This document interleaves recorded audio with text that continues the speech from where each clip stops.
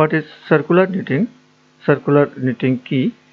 In circular knitting, machine needles are arranged in a circular way in the needle bed. Somewhere it is called tubular knitting, where there are no stitches and the fabric is made in the shape of tubes. বৃত্তাকার বুনান মেশিনে নিডেল বেডে বৃত্তাকার পদ্ধতিতে সুচগুলি সাজানো হয়। এটিকে টিউবুলার নিটিং বলা হয়, যেখানে কোনো সেলাই নেই এবং ফেব্রিক টিউব আকারে তৈরি। এখন আমরা সেই সার্কুলার নিটিং মেশিন দেখে নেব যে কিভাবে ফেব্রিক টিউবুলার আকারে তৈরি হয় বা টিউব আকারে তৈরি হয়। সাথে থাকুন এবং সম্পূর্ণ ভিডিওটি দেখুন।